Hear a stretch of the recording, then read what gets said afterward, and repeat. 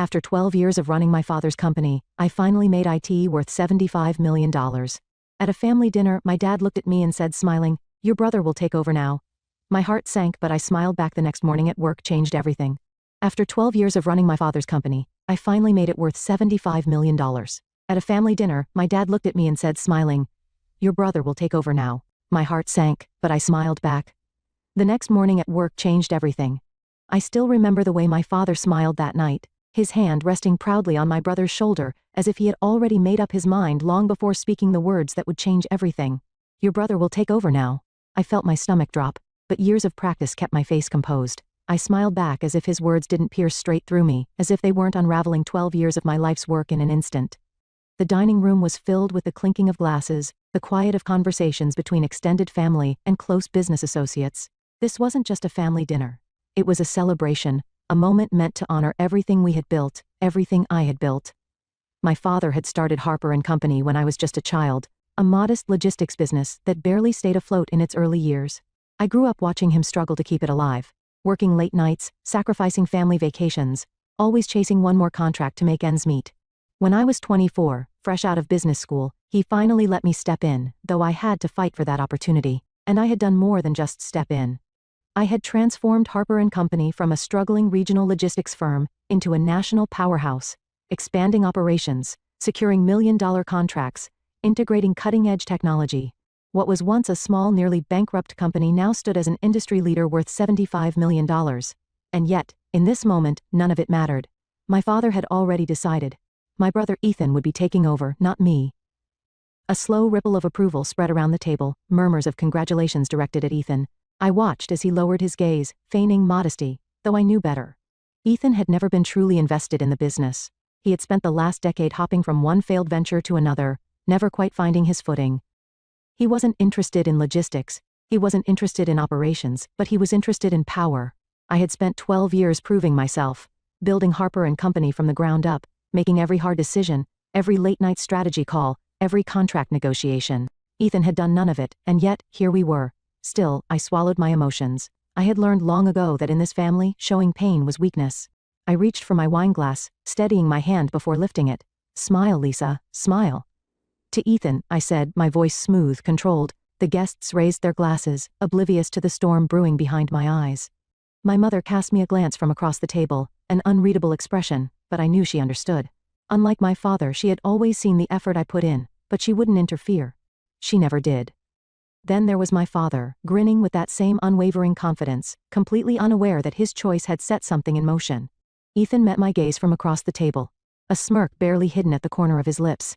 That was the moment I knew. This wasn't just my father's decision. Ethan had been waiting for this. He had positioned himself carefully, playing the role of the dutiful son who had finally found his calling. And my father, ever the traditionalist, saw no flaw in his logic. A son should inherit the empire. A daughter, well, a daughter's efforts were always considered temporary. A footnote in history, no matter how hard she fought to prove otherwise. But what they didn't realize, what neither of them had accounted for, was that I had spent 12 years not just building a company, but fortifying my position within it. And tomorrow morning, they would learn exactly what that meant. That night, I barely slept. My mind replayed every sacrifice I had made for Harper & Company. The late nights, the missed birthdays, the relationships that crumbled under the weight of my ambition. I had given everything for this company. And now, they expected me to simply step aside? They had underestimated me. By 3 a.m., I was in my home office, my fingers moving quickly across my keyboard. Every contract, every share, every executive agreement. I knew the inner workings of this company better than anyone. Ethan thought he was walking into an easy transition, that by next week, his name would be on the office door, his position secured. What he didn't know was that while my father had been busy with public appearances, and my brother had been busy pretending to learn the business, I had been securing something far more valuable, control. At exactly 8:45 a.m., I stepped into Harper & Company headquarters, just like I had for the past 12 years. The same walls, the same polished floors, the same of efficiency as employees settled into their routines. But today was different. Today, I wasn't walking into my office. I was walking into a battlefield. The reception area was unusually quiet, the kind of quiet that precedes a storm. They knew. The whispers had already started. The news of my father's announcement at dinner had spread like wildfire. Employees glanced at me with hesitant expressions, avoiding direct eye contact, unsure of where their loyalty should lie. I didn't acknowledge them. I walked with confidence, my heels clicking against the marble floors, my posture unwavering. Never let them see you shaken. I entered my office, shutting the door behind me. I had precisely 15 minutes before my father and Ethan arrived, thinking they would step into their new positions as CEO and heir apparent. 15 minutes before everything they had planned crumbled in front of them, I sat at my desk, inhaling deeply, then powered on my computer. The screen illuminated with a list of confidential documents and contracts, ones they had never thought to look at, ones they had assumed didn't matter. I pulled up my ownership records. My hands hovered over the keyboard for a second before I clicked on the file labeled Executive Shareholders Agreement, and then I waited. At precisely 9 a.m., there was a sharp knock at my door. I didn't bother responding. The door swung open, and in walked my father and Ethan, both exuding confidence. His inborn, Ethan's carefully manufactured. My father strode in like a king surveying his kingdom, while Ethan, dressed in an expensive navy suit, gave me a smug, triumphant grin. It took everything in me not to laugh. "Lisa," my father said in his usual authoritative voice, as if he were doing me a favor by acknowledging me. "I assume you're aware of the transition happening today?" Transition. Interesting choice of words. "I'm aware," I said smoothly, leaning back in my chair. I glanced at Ethan, whose smirk only widened. "Good," my father continued, nodding as if we were all in agreement. "Ethan will be stepping in as the new CEO. We'll need you to help with the handover. Get him familiar with the operations before you officially move on." I arched an eyebrow. "Move on?" I echoed, feigning confusion. "Dad, I think you're mistaken about something." His face twitched in irritation. He was used to my compliance, my ability to quietly fall in line. He wasn't prepared for this. "Lisa," he said, voice tight as if speaking to a child. "This isn't up for debate. We've already made the decision." I smiled then, a slow, knowing smile. "Oh, I know, Dad," I said softly. "The thing is, you don't have the authority to make that decision." Ethan let out a low scoff, shaking his head. "Lisa, don't make this difficult. We're trying to do this the easy way." I didn't respond. Instead, I reached for the remote control and pressed a button. The large screen on my office wall lit up with a document, the same one I had been reviewing earlier. Executive Shareholders Agreement signed, August 17, 2015. Signatories: Lisa Harper, James Harper, father, Ethan Harper. My father's face paled slightly. I turned to Ethan. "Do you even know what this document is?" He crossed his arms, shifting in discomfort. "A shareholders agreement?" he guessed. I nodded. "Yes." "And do you know what it says?" I tapped the screen, highlighting a crucial clause. This document was drafted when Harper & Company was restructuring. It clearly states that any transfer of executive power, such as appointing a new CEO, requires the approval of all majority shareholders. I met my father's eyes, and I, Dad, hold 60% of the company's shares. The silence that followed was suffocating. My father's expression hardened. "That's impossible," Ethan muttered, stepping forward to examine the document. "Actually, it's very possible," I said smoothly. "You see, over the years, while you were busy failing at every startup you touched, and Dad was busy playing the role of business patriarch, I was doing something else." I leaned forward. I was securing my place. I turned back to my father. "Remember when you needed capital for expansion in 2020? You signed over an additional 15% of your shares to me in exchange for my investment. And in 2020, when we had that legal battle, another 10% was transferred under my name as collateral, which you never bothered reclaiming. That, plus my original 35%, makes me the majority shareholder." My father's jaw clenched, but Ethan was panicking. "You have to be bluffing," he spat. I pulled out a second document. "This is the most recent legal filing with the state.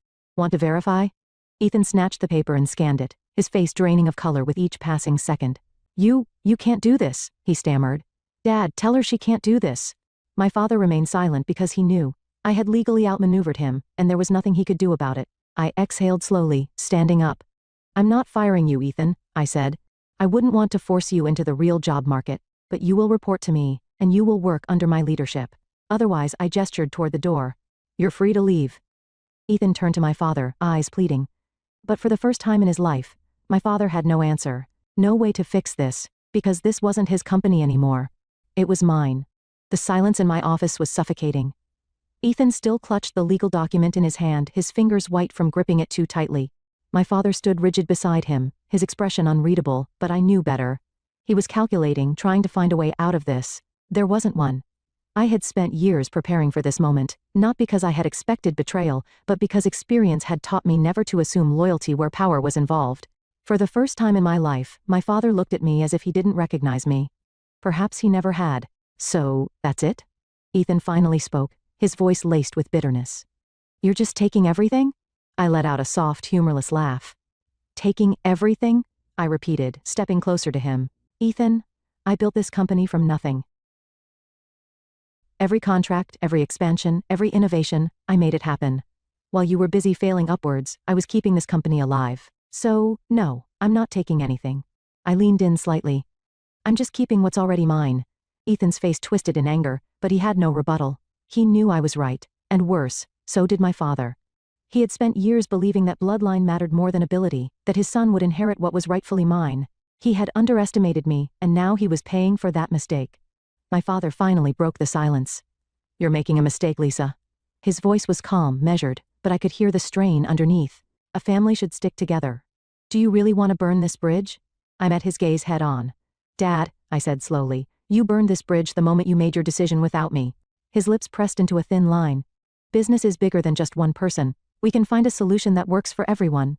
I tilted my head slightly, feigning consideration. Oh, I agree. That's why I'm offering you both a choice. I turned to Ethan first. You can stay in the company, I said, keeping my voice smooth, professional, but you won't be CEO. You'll take on an advisory role with limited authority. Your salary will be generous, but you will answer to me. Ethan stiffened, but I didn't stop. Or, I continued, you can walk away. I'll buy out your shares at market value. You can take the money and find a new project to sink your teeth into. My father scoffed. You're acting like you hold all the cards. I smiled. I do. A thick silence followed my words. I let them sit in it. Let them feel what it was like to be powerless. Finally, my father exhaled, shaking his head as if in disbelief. I never thought you'd do this, he muttered. Not to your own family. I felt a sharp pang at his words. Not to your own family. I wanted to tell him that he was the one who had done this, that he had made the choice to push me aside, to act as if I was temporary, but I didn't. Because in the end, it didn't matter. What mattered was that I wasn't going to let them take what I had built. Not now, not ever. Ethan stormed out first. Good riddance. I knew my brother well enough to predict his next move. He would go to our relatives, our family friends, painting himself as the victim of corporate betrayal. I didn't care. I wasn't here to win their approval. I was here to win my future. My father lingered for a moment longer, as if waiting for me to change my mind. When I didn't, he gave a slow nod. You've changed, he said quietly. I met his gaze. No, Dad, I just finally stopped pretending. Then he left. I exhaled, sitting back down in my chair. I should have felt victorious. I had fought for my place and won. But as I stared at the empty doorway, I felt something else too. A quiet, lingering ache. A part of me had always wanted my father's approval. Some small, desperate part of me had thought that if I worked hard enough, if I proved myself over and over again, he would finally see me. But the truth was, he had never really looked. And now he had no choice but to see me for what I really was. Not his daughter, not his temporary stand-in, the true leader of Harper & Company. I turned back to my computer, my focus shifting. I had spent 12 years building this company. Now I would spend the next 12 making it untouchable. My father and brother had tried to take everything from me, but in the end, they were the ones who lost everything. For the first time in 12 years, my office felt empty. No phone calls from my father, no passive-aggressive emails from Ethan, just silence. But silence didn't mean peace. It meant the battle had begun. I knew my father wouldn't walk away quietly. And Ethan? He would fight tooth and nail to reclaim what he thought was his birthright. I wasn't naive enough to think this was over. It had just begun. By the next morning, I could already feel the undercurrent of unease within the company.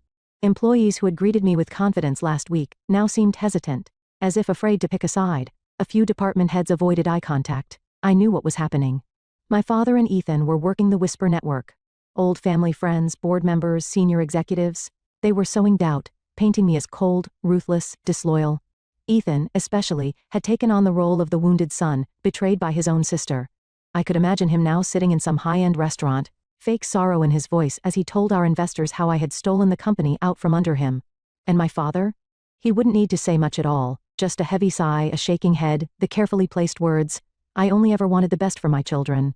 It was calculated and dangerous because if they managed to turn my board members and top executives against me, they could push me out of my own company, or at least make my leadership impossible. I wasn't about to let that happen. That afternoon, I called an emergency executive meeting. As I stepped into the boardroom, I felt the tension in the air. Half of the room avoided my gaze. The other half watched me too closely, waiting for me to slip. I took my seat at the head of the table. My seat. Let's not waste time, I said, my voice even. I know there have been conversations behind closed doors, over drinks, in hushed voices. I let my eyes scan the room, pausing on each person for just long enough to make them shift uncomfortably. I also know that some of you are wondering if my leadership is sustainable. A few people tensed. No one spoke. I tapped my fingers against the polished wood table. Let's clear that up now. I pulled up a presentation on the screen behind me. Numbers, data, facts. I built this company from a struggling regional business to a $75 million industry leader.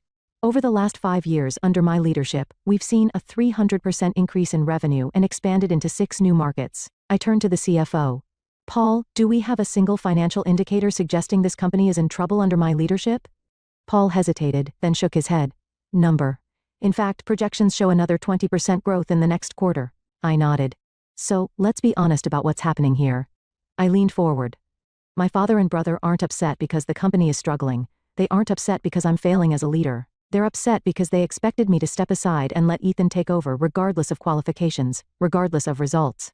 The room was silent, then I dropped the real bomb. I also know that some of you have been contacted in the last 24 hours, offered incentives to push for my resignation. I tilted my head slightly. If anyone here would like to disclose those conversations now, this is your chance. A few people shifted uncomfortably. Then after a long pause, one of the senior executives cleared his throat. I received a call, he admitted, from your father. He said he was considering making an official appeal to the board. I nodded, unsurprised. And did he offer anything in return for your support? A pause, then a slow nod. There it is, I exhaled, standing up. My father built this company, I said. I won't discredit that, but I took it further than he ever could have, and I will not allow him to manipulate it from the outside. I let my voice drop slightly. Controlled, dangerous. If he wants a fight, he'll get one. I gathered my papers, looking at each executive in the eye. If anyone here believes my father and brother deserve control, now is the time to make your move. Silence. No one moved. Good. I turned and walked out, my head held high. This wasn't just about keeping my company. This was about making sure they never thought they could take it from me again. That night, I made my own call, not to a board member, not to an investor, but to the media. By morning, the business section of every major news outlet had the same headline: Power Shift at Harper & Company. Lisa Harper outmaneuvers family in boardroom battle. I had made my move, now it was their turn, and I was waiting. The morning after my story hit the press, my inbox exploded. Emails, missed calls, messages from journalists, investors, and board members. Some were supportive, some were cautious. But most of them had one question in common. Is it true? I let them wait. I knew the game my father was playing. He had spent decades perfecting the art of public perception. He knew that reputation held weight in business. If he couldn't defeat me in the boardroom, he would undermine me in the public eye. And that was exactly what he was trying to do. By noon, the first counterattack arrived. A press release neatly crafted, carefully worded, but filled with lies. Harper & Company has always been a family-run business. We are saddened by recent developments, but remain committed to upholding the values that built this company. Changes in leadership are inevitable, and we hope to transition smoothly as we move forward. It was subtle, but I knew what it was really saying. Lisa is reckless. Lisa is unstable. Lisa is not a team player. I wasn't surprised. I was, however, pissed. I sat in my office watching the news as industry analysts debated my leadership. Was Lisa Harper too aggressive in her takeover? Will her lack of cooperation hurt the company in the long run? Can she recover from this PR disaster? They talked as if I wasn't watching, as if I wasn't already planning my next move. Because if my father and Ethan wanted a public war, I was going to give them one. I didn't release a statement. I didn't call a press conference. Instead, I made one phone call to an old friend in investigative journalism. I have something for you, I said, but you'll need to move fast. An hour later, I sent over documents, emails, financial reports, internal records, evidence that Harper & Company, under my father's leadership, had engaged in questionable business practices over the years, ones I had spent the last decade quietly cleaning up. The story broke within 24 hours. Behind the scenes at Harper & Company, a legacy of hidden debts and financial cover-ups. The article was brutal.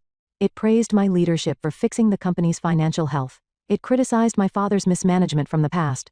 And most importantly, it proved that I was the only reason Harper & Company had survived. And just like that, the narrative changed. The board stopped doubting me. The investors stopped hesitating. And my father, he had nowhere to hide. 2 days later, my father finally called me. I let the phone ring 3 times before answering. Lisa, he said, his voice tight. We need to talk. I leaned back in my chair. Do we? Silence. Then, finally, a sigh. You didn't have to do that. I let out a small laugh. Neither did you. This company was supposed to be a legacy, he said, for the family, for both of you. I felt a familiar pang. A tiny foolish part of me had once wanted that too, but not anymore. Dad, I said quietly, if you wanted me to protect the legacy, you should have trusted me with it. Instead, you tried to take it from me. Another long silence. Then he asked almost reluctantly, "What happens now?" I exhaled slowly. Now I made sure they could never touch my company again. The war was over. My father had lost, Ethan had disappeared. And I had won. But as I sat in my office, staring out over the city skyline, I felt no satisfaction, no triumph, just emptiness. I had spent 12 years fighting for Harper and Company, building it, protecting it, making it stronger than ever before. And yet, the cost of that victory weighed heavier than I had expected. Because while I had secured my position, I had lost something else along the way, my family. The next day, I walked into the office as if nothing had changed, but everyone knew the truth. The whispers had stopped. The doubt had faded. I was no longer just Lisa Harper, the CEO. I was Lisa Harper, the woman who had outmaneuvered her father and brother and come out on top. Some respected me for it, some feared me for it, and some still waited for me to fall. I let them wait. At noon, my father and I met in the conference room for what would be our final discussion. He looked tired, older, as if the weight of what had happened had finally settled on his shoulders. I waited for him to speak first. When he finally did, his voice was quieter than I had ever heard it. "I'm retiring," he said simply, effective immediately. I didn't react. I had expected this. "I'll sell my remaining shares," he continued. "I'll keep a small percentage as an investor. But I won't be involved anymore." I studied him carefully. "And Ethan?" His jaw tightened. "He's gone," my father admitted. "Took the buyout. He won't be back." A part of me had known it would end this way. Ethan had never been strong enough to fight his own battles. Once it was clear he had lost, he had done what he always did, run. Still, hearing it out loud made something inside me ache. Not regret, not guilt, just the finality of it all. I nodded. Understood. My father exhaled, rubbing his temple as if he had a headache. Then, after a long pause, he said something I never expected. "I underestimated you." It wasn't an apology, but it was the closest thing I would ever get. And strangely, I found that I didn't need it anymore. A month later, Harper and Company looked nothing like it had before. The old board members who had aligned themselves with my father and Ethan, gone. The executives who had questioned my leadership, replaced. The company had always been strong under my guidance, but now it was truly mine. And with that control came a new vision. I introduced initiatives my father had always rejected, modernized systems he had called unnecessary, expanded into industries he had been too cautious to explore. Within 6 months, profits soared. Within a year, we had crossed the $100 million mark. And for the first time in my life, I wasn't just fighting to prove myself. I was fighting to build something that no one could ever take from me again. A year after everything had happened, I met my father for dinner. It was the first time we had spoken since his retirement. He looked different. Quieter. He wasn't angry anymore. Just accepting. "I read about the latest deal you closed," he said over his drink. "It was a smart move." I smirked slightly. "I know." A ghost of a smile touched his lips. There was no tension between us anymore. No war left to fight. Only the simple, undeniable truth. He had tried to push me aside, and I had proved him wrong. He lifted his glass. "To Harper and Company," he said. This time, when I clinked my glass against his, I didn't feel anger or resentment. Only peace, because I had already won, and I no longer needed his approval to know it. As I sit in my office today, overlooking the city that I built my empire in, I think about the lessons this journey has taught me. That family can be your biggest enemy. That loyalty is a currency, not a guarantee. That power is never given, it's taken. But most importantly, that sometimes the best way to prove your worth is to stop seeking validation and build something so strong that they can never ignore you again. I have no regrets. Harper and Company is mine now, and I intend to make sure no one ever forgets it.